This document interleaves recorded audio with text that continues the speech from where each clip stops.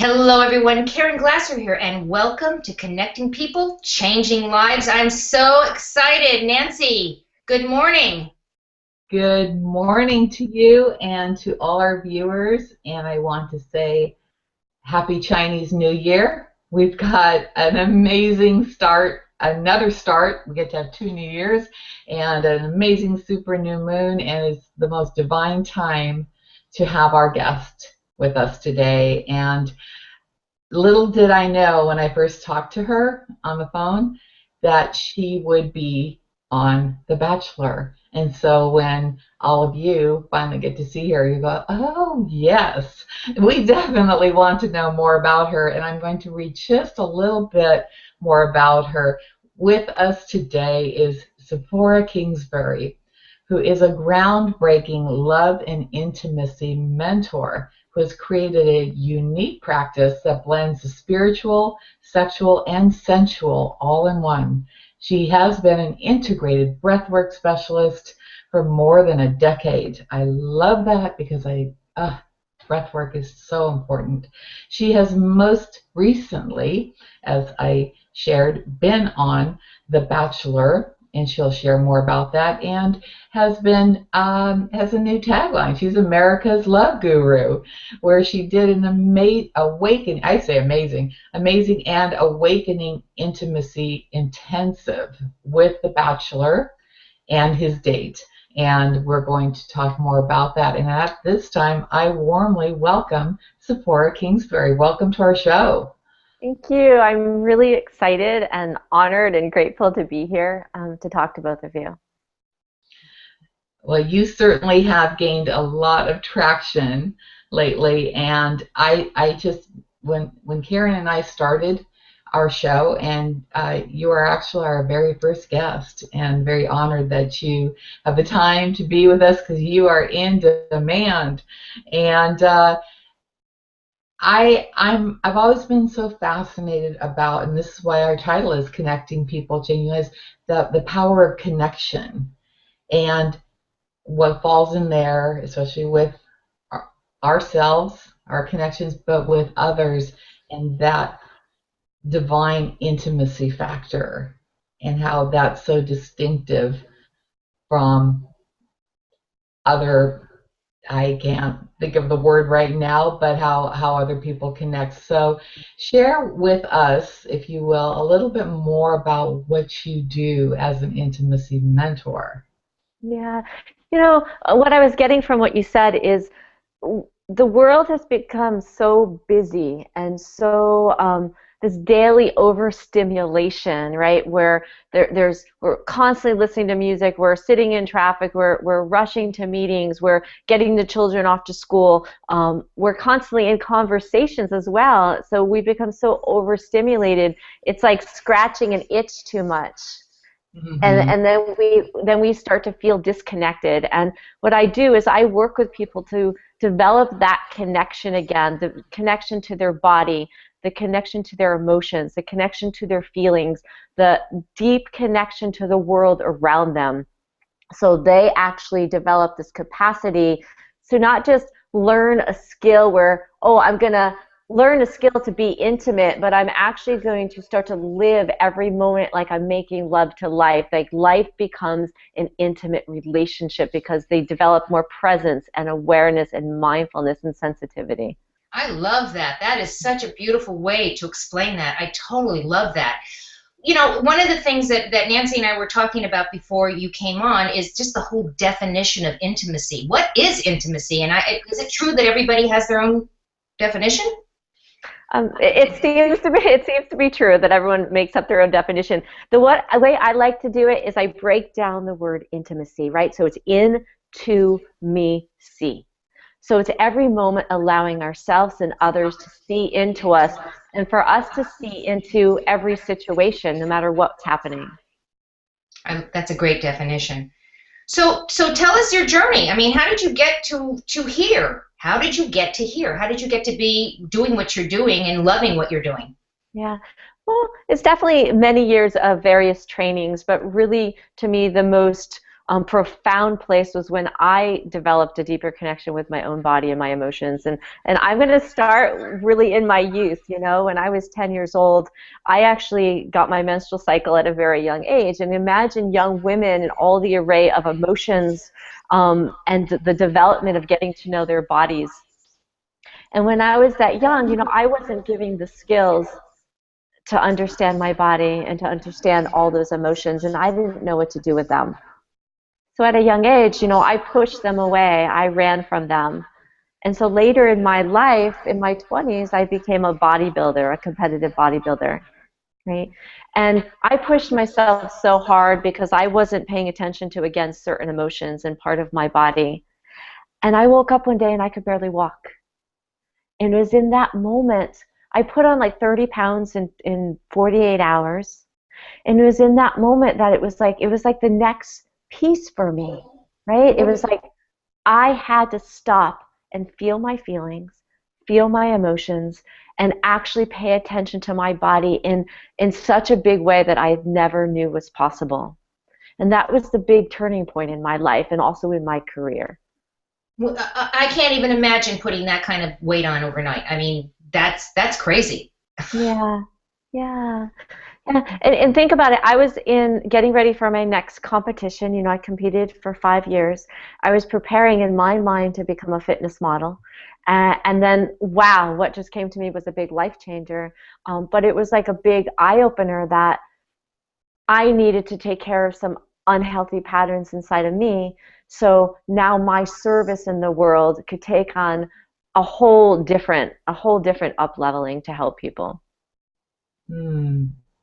I love that. I love that. And that's what I'm so blessed to meet people like you that will take something that others may define it as absolutely the end all, and you answered the call.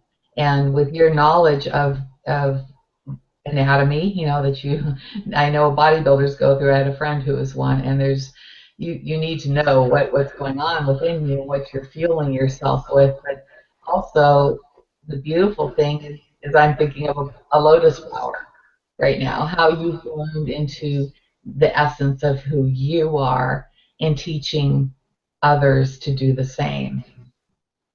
So I'm curious as to, you know, when you started working with people, is it primarily with couples? Is it primarily with women, men, or a mix of both?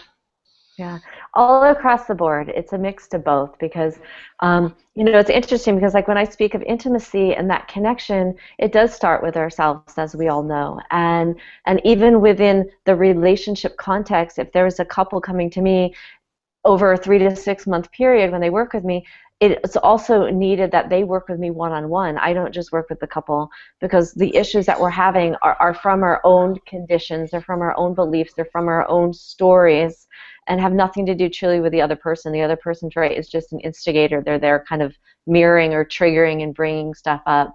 So it's all across the board. When I began, it was working with singles, it was working with groups. I lead a lot of seminars, and also couples and singles. Mm-hmm. So, go ahead. Yeah, what I was going to say is, you know, you work with singles, you work with couples, and you started on this journey. How does intimacy manifest itself as we get older? Is it different? I mean, I feel like it's different. I feel like I'm a different person. I'm always laughing. Nancy and I are similar age. I'm 58. And I laugh because intimacy has changed for me in a very big way. And if somebody had said to me even 10 years ago that how I looked at intimacy and how I looked at relationships and you know, how those things came together, that I would be in a different kind of intimacy now, I would have said they were crazy. And the reason why I say that, and people know my story, you know, I was married for 28 years, got divorced, and then got married to somebody in between, and then ended up remarrying my first husband. Mm-hmm. And we are now back together. And and I say this now because intimacy has changed. We were married for 28 years, so we have been in each other's life for many, many, many years, and intimacy has definitely changed in how we approach it. Is that something that's unusual, just to me, or is that something that's out there that just the way it is? I think when we're more aware, like when we're living more present in our life, we're more aware when those shifts happen. And definitely they shift. Our values change, right, as we grow, as we evolve. Even within the relationship context, if we're in a relationship, you go from this new relationship high to the middle point to like, wow, developing this very deep emotional bond. And that's also going to change the qualities of intimacy and the differences that we experience it in. Mm-hmm. So Nancy, do you have a question? I didn't want to cut you off over there. I can definitely relate, and we both share that. Karen and I share an awful lot of commonalities, but my husband and I will be celebrating I'm losing track now, 36th year anniversary in March. And as I was sharing with Karen, I look at it as the chapters in our lives, raising children. Intimacy was few. I don't want to say at a minimum, and you probably go, Nancy, why are you putting this out there? But what I want to share is that I can relate to young moms or just saying, I'm just losing that connection with my husband because we just don't have the time. And as I always say, with age comes wisdom, and I'm really grasping onto that. And we are of a new generation. This baby boomer generation we're not our moms, and that things end at 50. And Karen was so right that it takes on that different level, and I just think it's even more like when I watched you on The Bachelor. Dominic and I go to Sedona quite often. And that is a place of a sacred place, and you can't help but, I use my hands a lot here, but that magnetic feeling, when you got the Earth's energy. And is this something that you also encourage couples that maybe they're the empty nesters now, and you look at each other and go, oh, now what do we do? And having those either getaways or staycations and devote time to one another. Yeah, I want to tap in on a few things that you just mentioned. And one, it's like talking about having children or even getting busy in relationship is the intimacy shifts. And so when we can look at it that it doesn't necessarily leave, but now what is our intimacy looking like? Wow, we have an intimate relationship with children. We're able to have different forms of conversation with each other that might not be the same exciting, like explosive first time we meet energy, but there's still a different depth of intimacy to it. And what you just said, Nancy, was it takes, I don't want to say work, but relationships take attention, right? Mm-hmm. We need to give, there's like a plant, we need to give them attention, we need to give them nourishment. And what happens over the years, it could start happening even at a 2-year cycle, because once the chemistry, the chemical starts to change in the body, because it is a chemical reaction when we first meet somebody, is that we want to pay attention, we want to water it, we want to give it nutrients, we want to give it attention. I tell people schedule date nights once a week, make it just as important as a business meeting. Set aside that one of you are leading the way in this date, and it's a surprise for the other one. The next week the other one takes the lead and the other one follows. Go on vacations. Have different forms of ceremony, I call them appreciation showers. You want to start dedicating creative time to this relationship so it does become like you're building something, right? It's not just a plant that you're leaving to the side and forgetting to water it. Well, that's like Stephen Covey talks about the emotional bank account, and that if couples or partners are not depositing into the bank account, you can have major, you get withdrawals as there's arguments or situations. And if people are not depositing in terms of love, intimacy, you're gonna deplete, you're gonna overdraft, you're literally gonna not have any more there. Is that something that you agree with, don't agree with? I do agree with that 100%. And what starts to happen as well is, because people typically aren't taught interrelating skills, we'll get into these relationships, this stuff starts to happen, and people don't talk about it in a heart-centered way, and they start to build resentment, they start to feel scared, they start to feel insecure, because people don't know how to talk about it. Right? When the bank account starts getting empty and they start to get scared, they start to project their emotions onto the other person versus, wow, let's talk about what I'm feeling. Now how can we create a situation that we can get creative and give it the fuel that it needs? That makes total sense. That makes total sense. So do you do exercises? Is it counseling? Are you giving people exercises to do or activities to do? How does this work exactly? All of the above. So I've been called like the intimacy of like the qigong. Like my intimacy, the way I work is similar to qigong. I'm like the wax on, wax off of intimacy, and I go to ground zero, and sometimes that's challenging for people. It's all about first uncovering their emotions, clearing the emotional body, getting them in tune with their energy body, their chi, the way I call it somatic communication, the way their body's communicating to them in different situations. And then that's ground zero. And then from there, we start to plant the new skills. From there, they start to learn new skills, new exercises. They go home and start applying different things to certain challenging situations that might already be in their life, whether that be in their personal romantic relationships or also in their work life and with their children. I'm working with a gentleman now up in Canada, and he comes back week after week talking about how he's applying this intimate form of communication and connection with his children, and it's developing this new form of bond between them. I love that, because we have so many different relationships, and how you can apply that to all of them, and how precious that is. It is. And you talked about intimacy earlier with ourselves, that it starts with ourselves. So would you be willing right now to kind of, if we all right now want to maybe do something as an exercise to learn to be a little bit more in tune with ourselves, find that intimacy, is there something that we could take away right now that we can try later on or try right now? We can try it right now. Okay. Right? Okay. So I'm going to actually have you close your eyes. And just go ahead and take a deep breath into your body. And as much as you're able to right now, bring all of your attention to the whole of your physical body.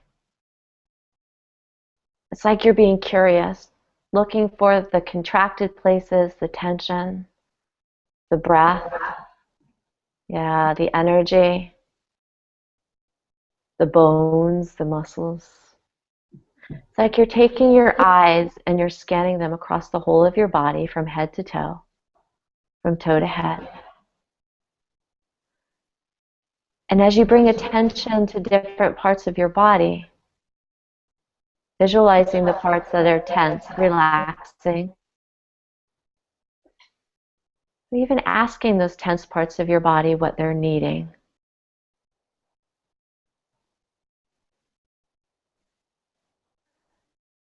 And then as you sit with your attention on your body, see if you can draw all of your attention now to visualize a point the size of a pea below the belly button.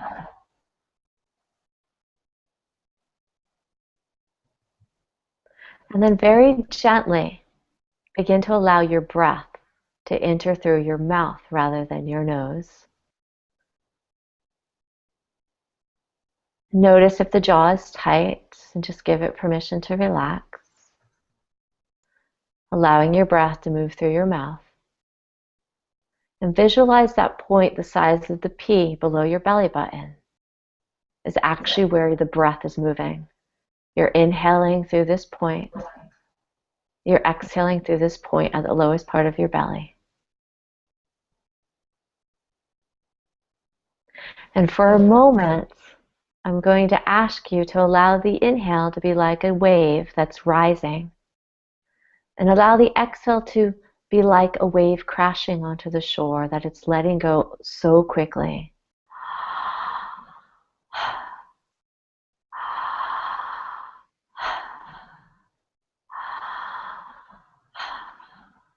And just for the next 30 seconds, you're allowing your breath to be like a wave.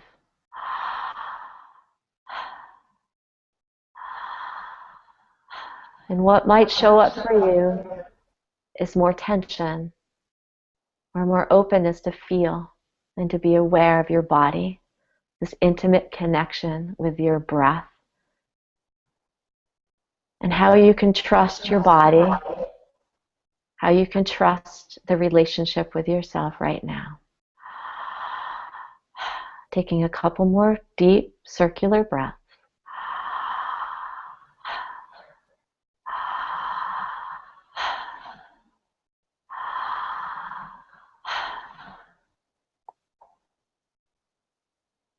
And then just allowing everything to relax.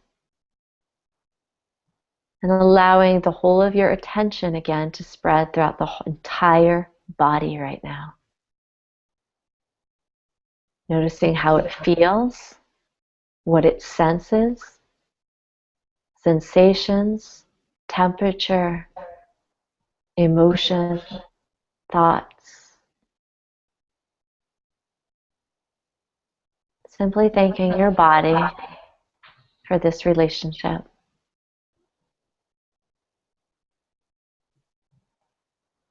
And then as you feel ready, just gently, gently, very slowly starting to move the toes or the fingers, but really slow right now, awakening your body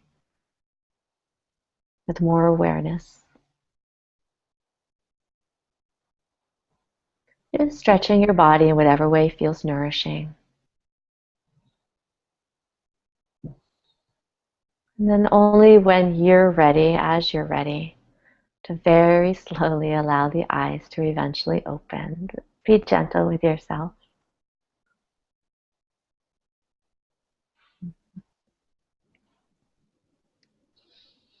I would love to know what the two of you are feeling in your body.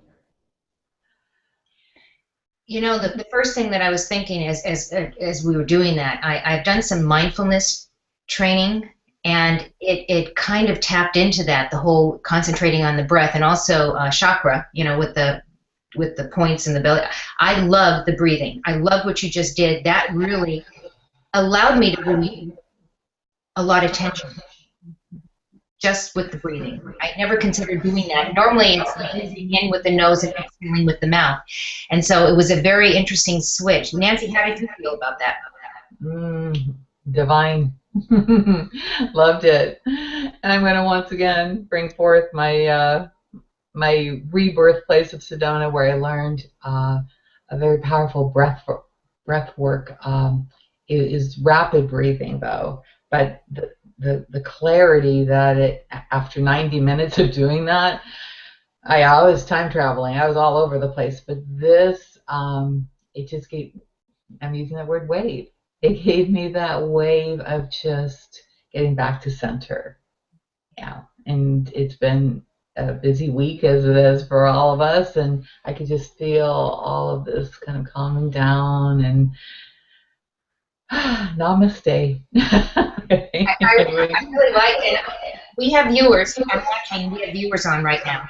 So I'm hoping that our viewers actually try the exercise as well. Mm-hmm. Yeah. If they didn't now, this will replay over and over and over again. That's the beauty of what you do, is sometimes people don't know how to get still and meditate and get in tune with their bodies. And that was beautiful, beautifully guided.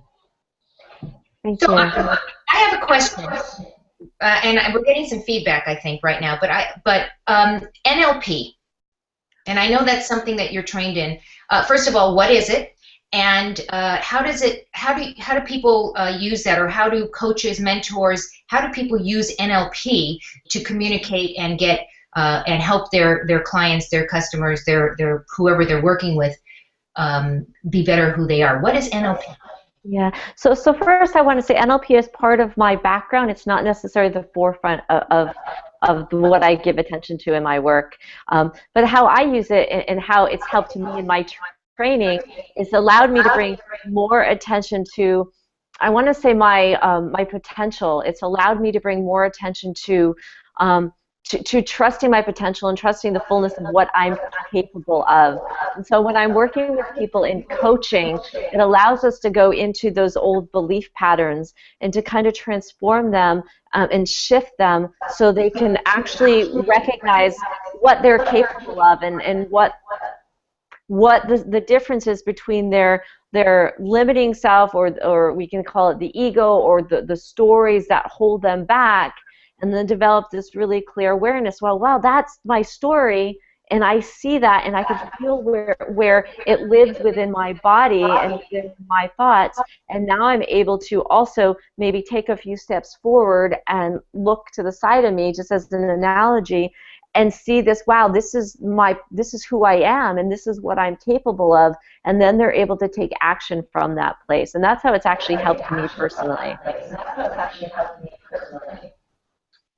So I know you have a teleseminar coming up. Let's talk a little bit about that and how people can engage with you.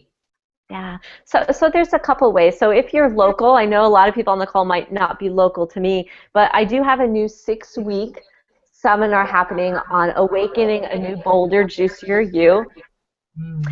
And that 6-week seminar is about, again, clearing the old emotional patterns, beginning to understand your emotions and feelings, and creating an allyship, I'd like to say, with your feelings and emotions. So rather than pushing them away, we start to build a relationship with them and start to communicate with them and learn what they're teaching us. It's also a chance to develop new skills around heart-centered communication, around transparency, around radical honesty, and we'll be going through a lot of integrated breathwork training as well in that 6 weeks, and different heart opening ceremonies. And that's happening right here in San Diego. That begins in March. And I also have a teleseminar that's happening on March 4th, which is a teleseminar on uncovering the myths and the barriers of intimacy in our life. So how do people tap into this? Are they going to go to your website that's listed right under your? Best way to do that is go right to the website that's listed, Tziporah-Intimacy.com. They can register online, but they can also email me personally through that website if they have questions or if something's coming up for them. They can also schedule possibly a consultation if they're wanting to talk more about their own personal life. I offer complimentary consultations as well. And so our listeners, just know that all the information is going to be right below here. Once the show is set on our page, you'll be able to contact Tziporah. Nancy, I'm looking at you. I'm talking with my hands. You're talking with your hands. I think I need to sit on my hands. So I just want people to know that all the information is below. So if you were sitting here not taking notes, then you can always look below. I have a question about radical intimacy. What is that? Radical intimacy is when we live, like I mentioned at the beginning, every moment of our lives from an intimate engagement and intimate awareness. It's letting down the guard, learning to be radically honest, learning to live with complete transparency, and recognizing the interconnectedness and how it's no longer about you're right, I'm wrong, this is your way, this is my way. It's about how can we realize our interconnectedness, how can we come from a place of, I want to understand you. I may not agree with you, but wow, I want to understand you so we can create collaboration, because we don't have to have agreement to actually have love and peace and understanding. And to me, that's what radical intimacy is, every moment of our lives. Mm-hmm. I'm right on board with you there. And there's so much value in not only attending your teleseminar, telesummit, or your workshop series, in that sometimes we're so programmed, and I know I was, to be reactive. And all that I have learned in the last 5 years is sometimes it's best not to say anything, seeing what comes up, then as you will be undoubtedly sharing other ways of presenting even just the simplest thing, not rather than assuming that someone hasn't done something. Just ask, would you please take out the trash? Let's just go very easily with that, rather than, oh, I'll bet you didn't. It's a far different response, correct? Yes, And it is. Yes. I'm sorry, I didn't mean to That's interrupt, okay. but there again, how that can, you start from those simple things, and then how, when that respect comes back, and that's a word that I use often, then that's when because the memories of watching you on The Bachelor, and how I wanted to freeze frame it, because you had them this close, and no, you're not going to kiss each other, no matter how much you want to, but feeling the breath and just that immersion into each other. That was so beautifully created, for them to experience. Because I don't know if they knew you were going to do any of this. They certainly looked like they were, what? What are we doing here? But it was a beautiful outcome. It's a beautiful outcome. Thank you. They didn't know they were going to do any of that. So, but I want to tune into what you just said about the communication piece. And it's interesting because we're taught to fight for what we want. It's really strange. It's a condition. And we're taught to fight for love. And taking the trash out is one of the things, but it's like, what if, rather than getting angry because someone's not doing what we want them to do, to be like, you know what, I'm noticing I'm feeling a little bit agitated, and I'm noticing like I'm honing in on the trash thing, and I love you, and I'm noticing that I really I feel better in a clean space, and I would love to know that maybe what we can do to make this easier and more enjoyable. What kind of agreements can we create around taking the trash out, so it doesn't feel like a forcing or a chore, or that I'm making you do something, but how can we create this together? So that just opened up a doorway for, again, more intimacy around the trash, right? Because now we're communicating. We're not hiding what we're feeling. We can be honest about what we're feeling and not blame the other person for it, and then also get what we want. Right, and I understood that when you were saying that this is not a blame game, because in any relationship, the minute you start making their partner wrong, then you've lost. I mean, that's it. It's a matter of making it a compromise. Compromise is a wonderful thing, right? And it's a win. I always like to look at situations as a win-win. And that's more of a business kind of thing, but I would assume it would also be, maybe not win-win, but maybe there's other words, but not making the other person wrong. And that example of taking the trash out, we all pick our battles. And, I'm assuming that you agree with that. Yes, and I agree with the win-win. It's when truly what we want is connection and love. And our emotions just get the best of us sometimes. And usually in longer term relationships, I go there, and sometimes my emotions can get the best of me. It's like, okay, so what do I want? I want love and connection. Right now I'm feeling maybe sad. Let me express to my partner, wow, I'm feeling sad. My partner might be, what do you need? Well, I just need to be held right now, or I'm needing more attention. I'm needing connection, because then we can get to the bottom of truly what we need versus focusing on the material, what we're projecting on. It's funny you say that, need attention. I actually, with my husband the second time around, that was one of the issues. I wanted him to pay attention to me. And so now, when I need it, I'll say, pay attention to me. I actually use those words, pay attention to me. And it's not a negative thing. It's simply, I'm just stating how I feel right at that moment, and he knows that is, I'm being honest, I'm communicating, and it's interesting. So it's paying attention, and sometimes that's all it really is, just pay attention to me. Yeah. Yes, Yeah. absolutely. Ask for what we want. We can't assume that they know what we want, and that's how we've evolved, and very much in tune to one another. Sometimes it just takes a wink. Yeah. A wink. And that's what I want to add too, is that we can get so caught up in our head about, okay, how should I word this, whatever. Being playful is so fun. Yes, yes.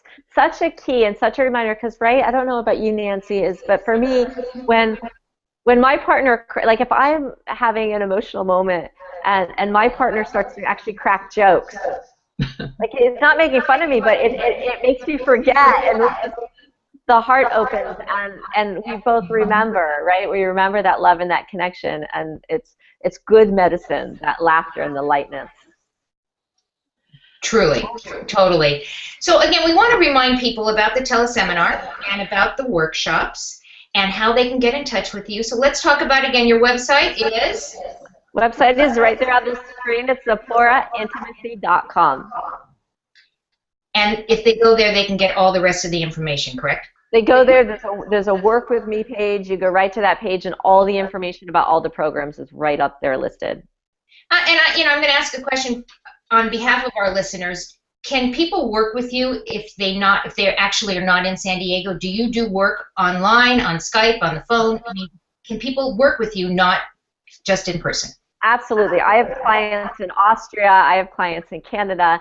You can work with me via Skype, via phone, now via Google Hangout. I got it going on here. So, yes, absolutely. Anywhere in the world. Very, very cool. Nancy, any other questions you have over there? No, no questions. What comes to mind is to acknowledge you for the work that you do that is so radically different from, let's say, going to a marriage counselor where time's up, you might be just on the threshold of a breakthrough, and then the fact that you are there again, that intimacy piece is so vital, and I just know from all my connections, and that's where I think we came up with the name, Connecting People, Changing Lives. That's what you're doing. That was our goal, to bring forth people that will change other people's lives. And so I highly encourage people to connect with you. You have a beautiful website. You have so much to offer in there, and that's the beginning. We have but one life to live on this earth. Let's make it our most happiest one and blissful. Amen. Amen. Any last thoughts, Tziporah, that you have that you'd like to share with our listeners that maybe we did not touch on? Because we want to give you the opportunity at this point to just to let our listeners and our viewers, I keep forgetting we're on television, our viewers also, that anything else you want to share with us? Yeah, I do. It's a reminder, especially for people who watch The Bachelor.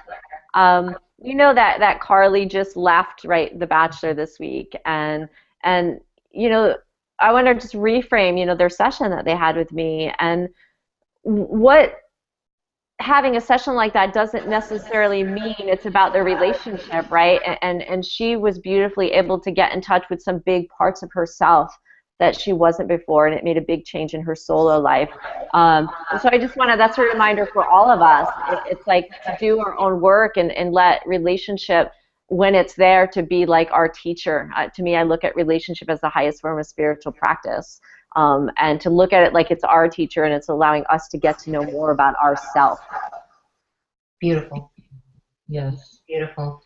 Well, we want to thank you for taking time. I know that you're very, very busy. We want to thank you for spending this time with us today. We are so appreciative, and I know that our viewers are so appreciative. So thank you, thank you, thank you. Thank you so much. It's such an honor. Thank you. So as we get ready to go on out, Nancy, you want to say goodbye to everyone, and then we're going to say see ya. I want to thank our viewers for tuning in today and every Thursday. Is this just what a divine way to begin our talk show with you? And the word embrace comes. Embrace life, embrace you, embrace one another, and you've provided me with so many takeaways, as I'm sure I'm a radio show host, the viewers. And thank you for that beautiful guided visualization / meditation. I'm clear. I'm good to go. So thank you, and Tziporah, so much, wishing you tremendous success. And I know that all the people that you're connected with will be even more blessed. So with that said, thank you again, and look forward to next Thursday, where we will be connecting people, changing lives. Absolutely. Our guest next week is Heather Elliott, and she's going to be talking about mindset, which is, I love that topic, mindset. Mm-hmm. And we want to thank our viewers. We know that you have choices as to how you want to spend your time, and we want to thank you for spending time with me. So on behalf of Nancy Ferrari and myself, Karen Glasser, thank you for being here at Connecting People, Changing Lives, and we will see you next week. Have a great day, everyone.